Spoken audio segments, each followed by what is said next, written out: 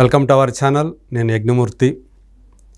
మనందరికీ తెలిసిన విషయం, ఆల్మోస్ట్ 55 రోజుల నుంచి నడుస్తున్నటువంటి ఒక విషయం, మీడియాలో నిత్య టాపిక్గా ఉంటున్నటువంటి విషయం, రాజ్ తరుణ్ లావణ్య కుటుంబ కథా చిత్రం.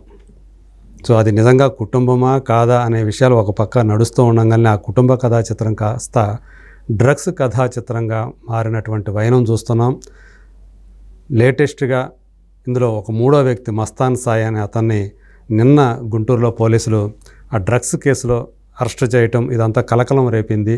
సో ఈ సందర్భంలోనే ఇదే కేసుకు సంబంధించి మీడియా ముందుకు వచ్చి లావణ్య గురించి మాట్లాడినటువంటి, ఆమెకు వ్యతిరేకంగా మాట్లాడినటువంటి ప్రీతి ఉదయ్ అనే వాళ్ళకి సంబంధించినటువంటి డ్రగ్స్ తీసుకుంటున్నటువంటి వీడియోలు ఇప్పుడు మీడియాలో బయటికి రావటం.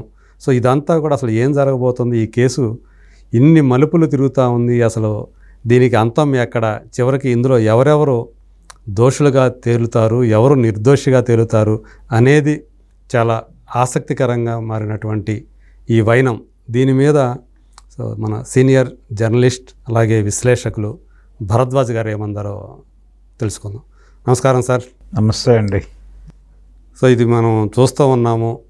సో అంటే అనేక రోజుకు ఒక కొత్త విషయం బయటకు వస్తూ ఈ కేసు అనేది అంటే వాళ్ళిద్దరి యొక్క పర్సనల్ ఒక అంటే గొడవతో మొదలైంది.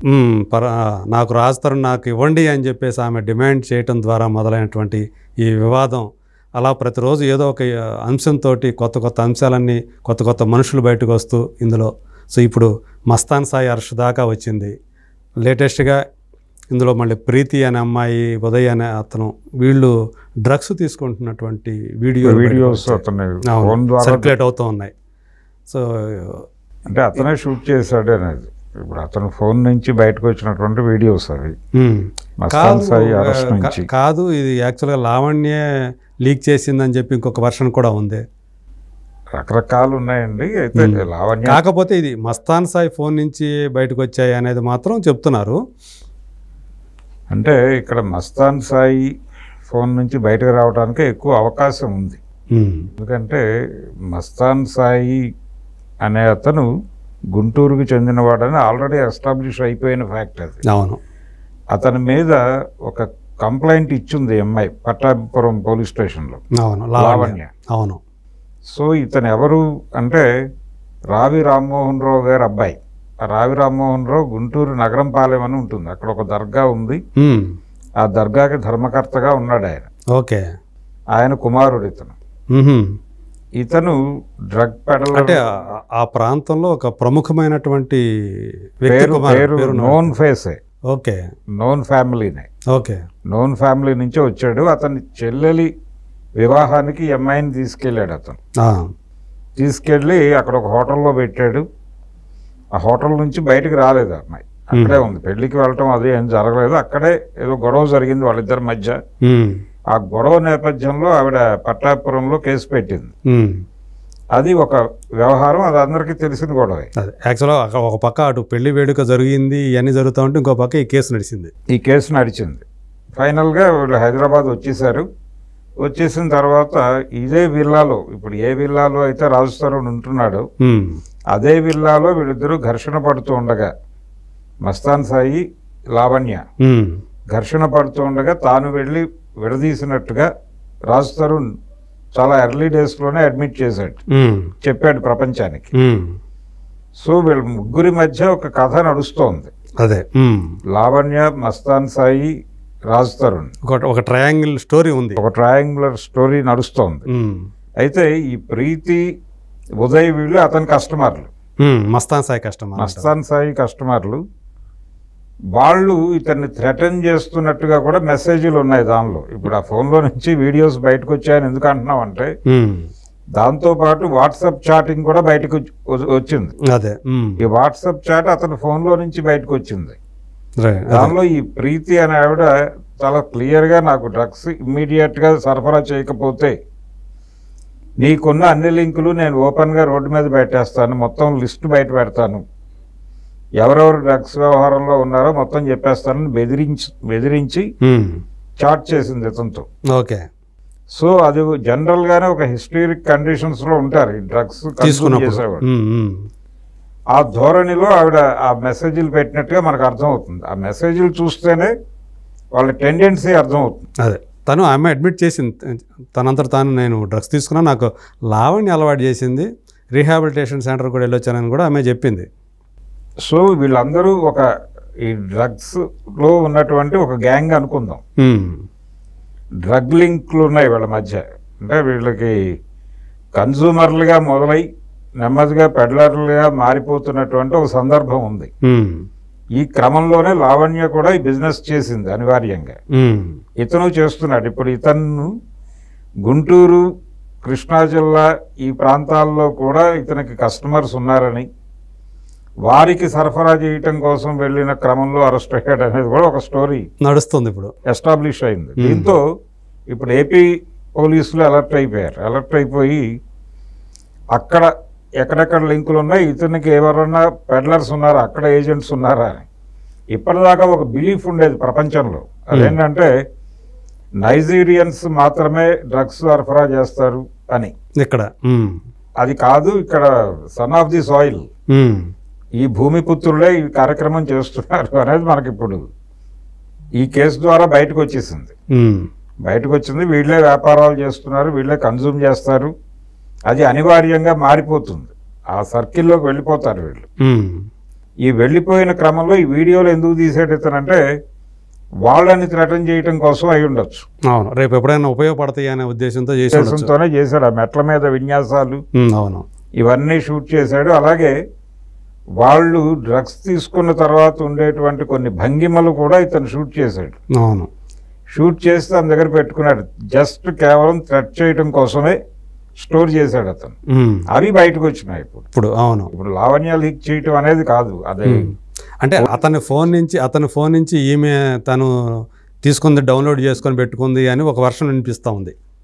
ఎప్పుడో చేసుకుని ఉండొచ్చు, వాళ్ళిద్దరు రిలేషన్లో ఉన్నారు కాబట్టి ఆ చొరవతో చేసి ఉండొచ్చు. కానీ ఈ అరెస్ట్ తర్వాత బయటకు వచ్చిన కథనాలు ఇవన్నీ కూడా. ఎందుకంటే పోలీసులు అనేవాళ్ళు అసలు ఆయన ఫోన్ని సీజ్ చేయడం జరగలేదు, పోలీసులు ఇవన్నీ బయట పెట్టడం జరగలేదు అని అంటున్నారు. అదొక కథనం. వాట్సాప్ చాట్ బయటకు వచ్చింది. వాట్సాప్ చాట్ అదే అవును, వాట్సాప్ చాట్ బయటకు వచ్చింది అంటేనే అది వాళ్ళ కస్టడీలో ఉన్నట్టుగానే మనం అర్థం చేసుకోవాల్సి ఉంటుంది. అంటే మరి పోలీసులు నిజంగానే దాన్ని లీక్ చేస్తారంటారు? అట్లా బయటకు వచ్చేసింది కదా. ఇప్పుడు మనకి ఇక్కడ హైదరాబాద్లో ఒక ప్రొడ్యూసర్ డ్రగ్స్ అమ్ముతున్నాడని చెప్పి పట్టుకున్నారు ఈ మధ్య కాలంలోనే. అవును, అతని కాల్ డేటా బయటకు వదిలేరుగా పోలీసులు.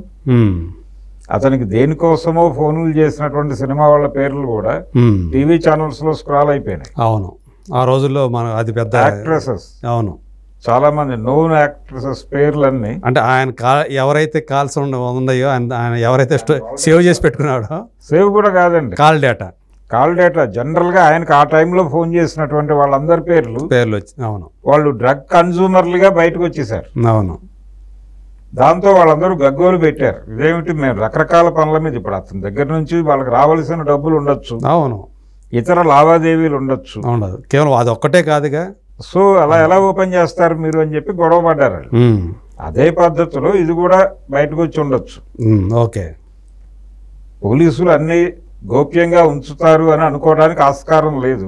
కూడా కొంత అవును లీకులు ఉంటాయి. ఆ లీకుల్లో నుంచి ఇవి బయటకు వస్తాయి, అవి ఇష్యూస్ అవుతాయి. అదే ఇది ఒక గందరగోళం ఉంది. అది లావణ్య నుంచి బయటకు వచ్చిందా, ఇతని నుంచి బయటకు వచ్చిందా అనేది పక్కన పెట్టేస్తే, అదే కంటెంట్ అయితే మార్కెట్లో ప్రస్తుతం సర్క్యులేషన్ లో ఉంది. వాళ్ళ మధ్య ఘర్షణలు ఉన్నాయి, స్నేహము ఉంది.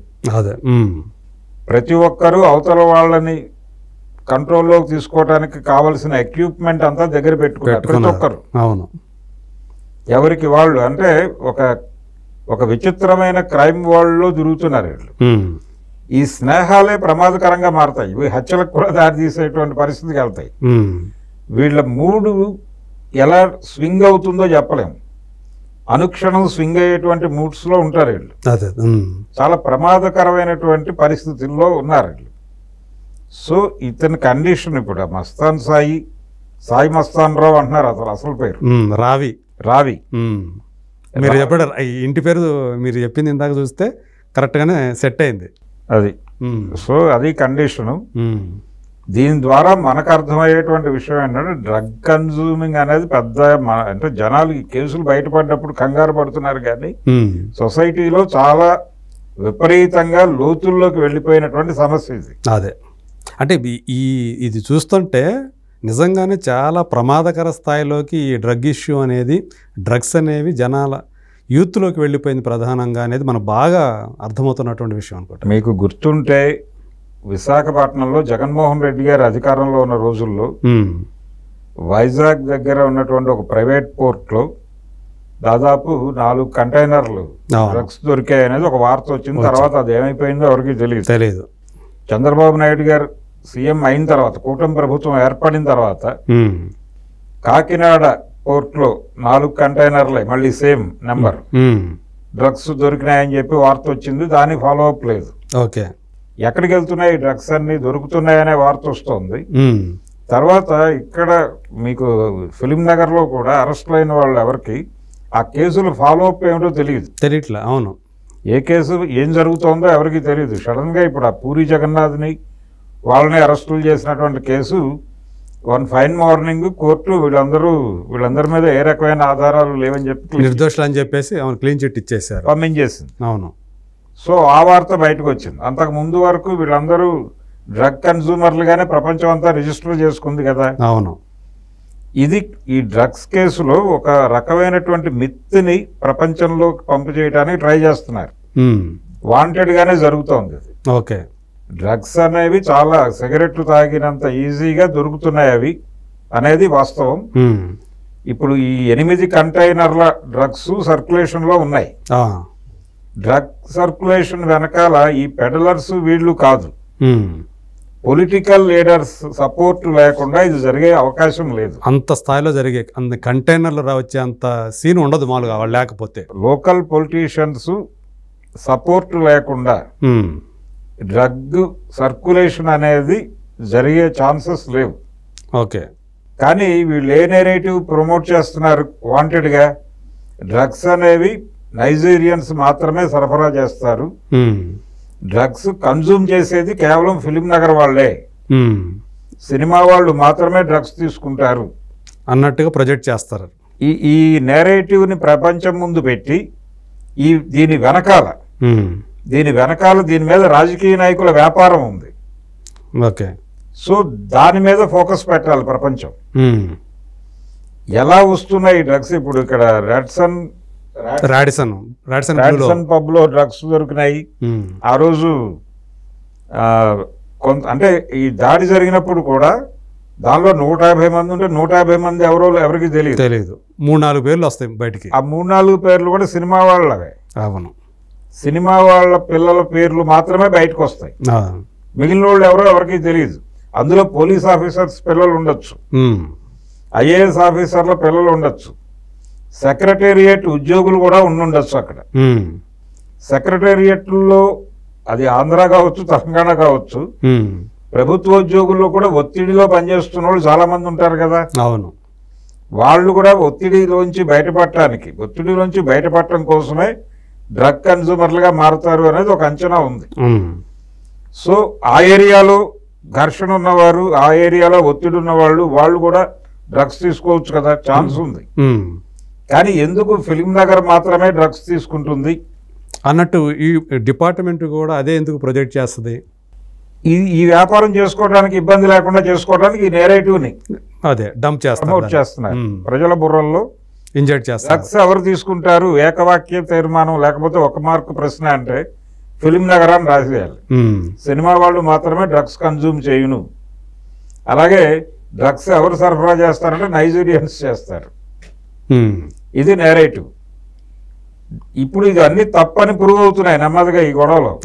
ఇప్పుడు ఈ రావి మస్తాన్ రావు అనే అతను, ఈ సాయి మస్తాన్ రావు అనే కుర్రాడు ఇతను సరఫరా చేస్తున్నాడు, వీళ్ళు చాలా పెద్ద సంఖ్యలోనే చేస్తున్నారు అనేది కూడా బయటకు వచ్చేసింది.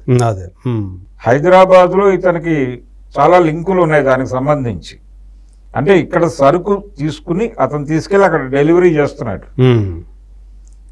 ఈ బిజినెస్ లోనే ఆవిడ కూడా ఉంది. నిజానికి వాళ్ళు చెల్లెలి పెళ్లి ఆ వివాహం కోసం వెళ్ళాము, హోటల్ రూమ్ తీసుకున్నాము, దాదాపు 1 వీక్ ఉన్నాము అని చెప్పారు. అప్పుడు మేబీ నా అనుమానం నిజమైతే నిజానికి ఈ బిజినెస్లో భాగంగానే వెళ్ళుండొచ్చు వాళ్ళు.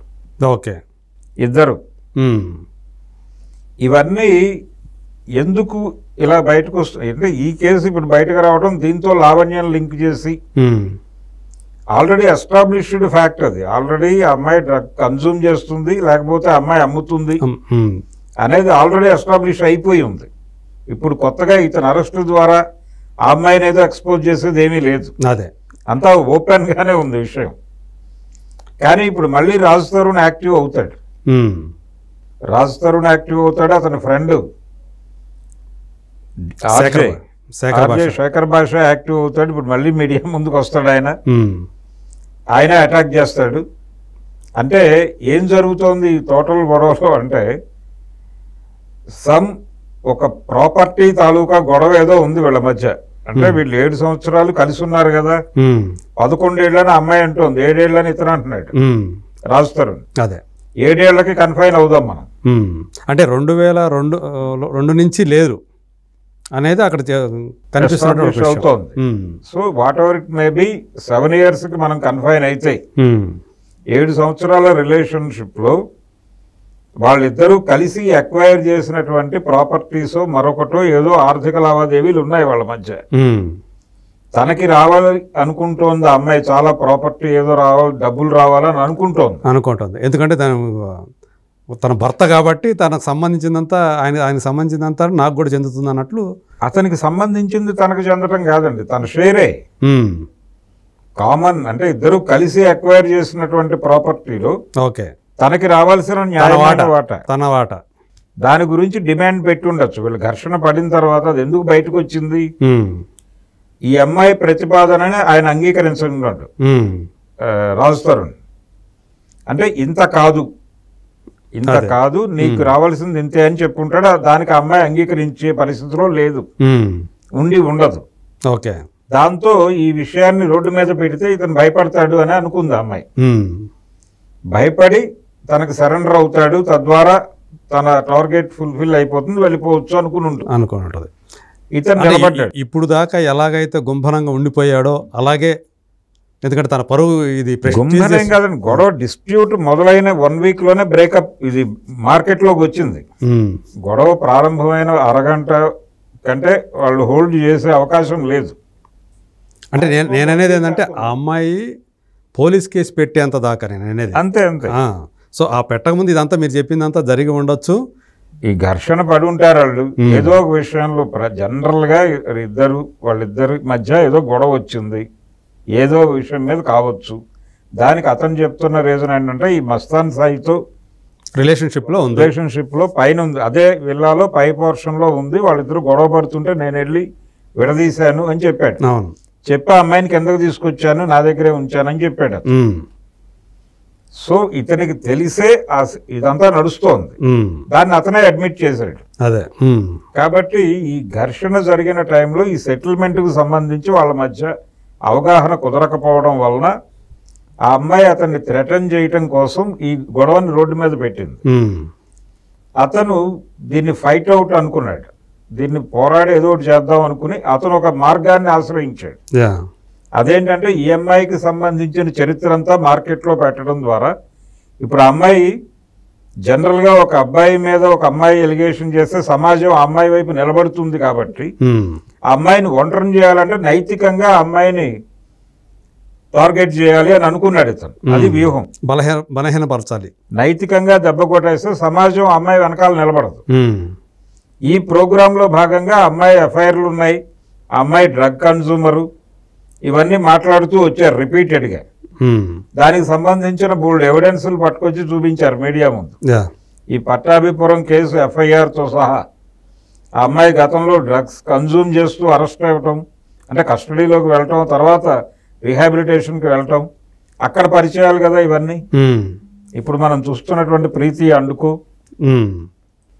సో ఇదంతా కూడా ప్రపంచం ముందుకి వచ్చేసింది. ఇప్పుడు ఆ అమ్మాయి ఎందుకు అతనే కావాలని గొడవ చేసి ఇంత జరుగుతుండగా నాకు రాజ్ తరుణ్ కావాలి, I want Raj Tarun right now అన్నట్టు డిమాండ్ చేసింది.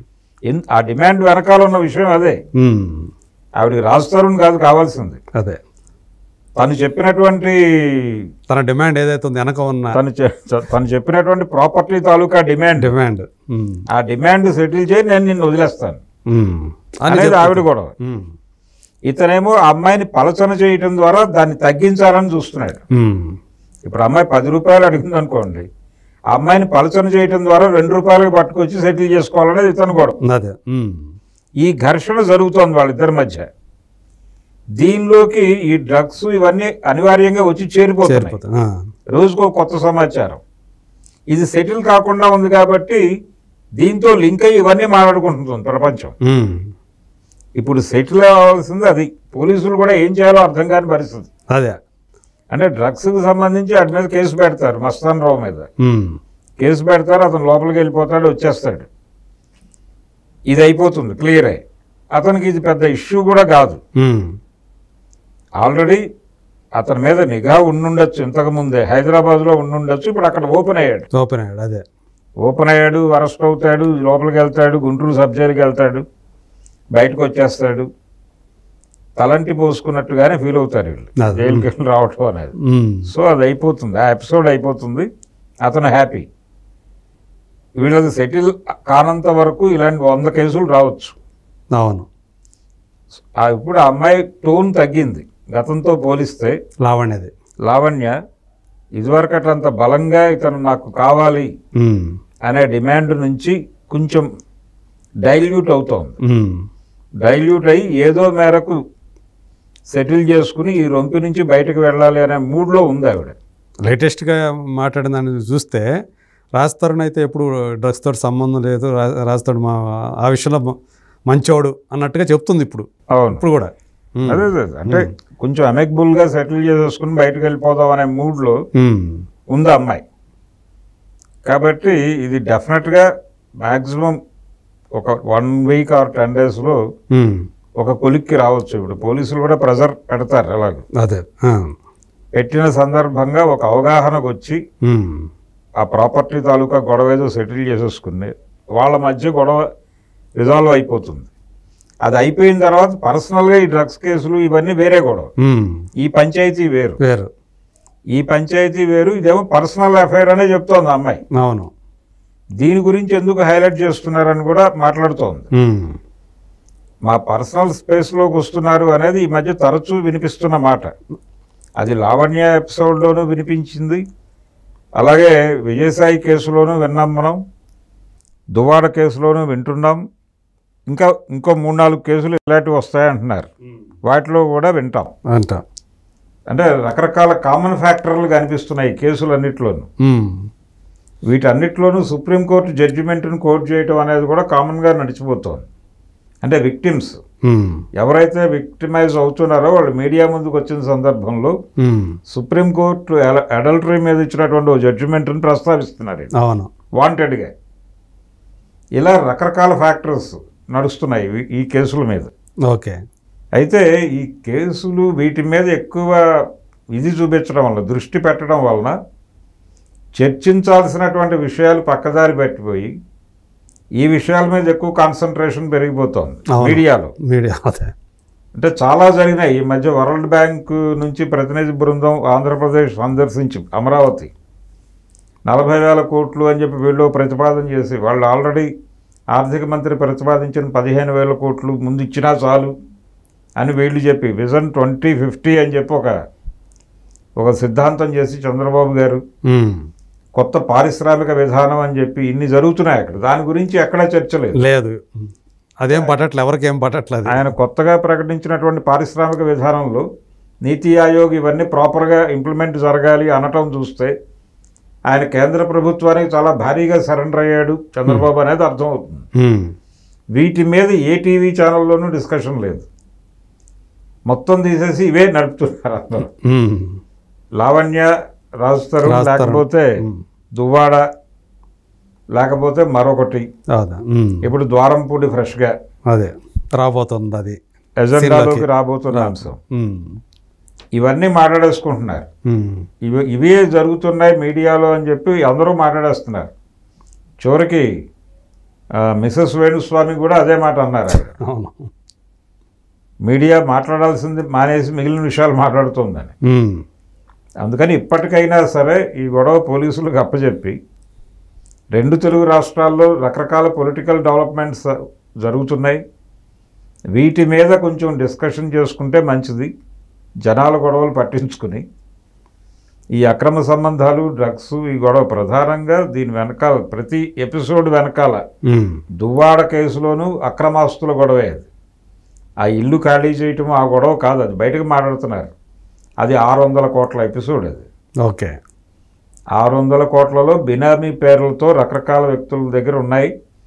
వాటి చిట్టా బయట పెట్టి మాకు సెటిల్ చేయండి అనేది వాణి గారి డిమాండ్. అందులో కొన్ని ప్రాపర్టీస్ ఆవిడ పేరుతో ఉన్నాయి, మాధురి పేరుతో ఉన్నాయని కూడా ఒక క్లైమ్ ఉంది. Okay, already రాసేసారని. సో అదొక ఆస్తి గొడవ. ఇక్కడ లావణ్యది ఒక ఆస్తి గొడవ. ఈ అక్రమ సంబంధాలకు సంబంధించిన ప్రతి కేసు వెనకాల ఆస్తి వివాదం మాత్రమే ఉంది. సో ఇవన్నీ సెటిల్ అవ్వాలి. ఈ గందరగోళం మధ్య చాలా డ్రామాలు నడిచిపోతున్నాయి. ఓకే, అది మస్తాన్ సాయి అరెస్టు వెనకాల జరుగుతున్న విషయం అయితే ఇది.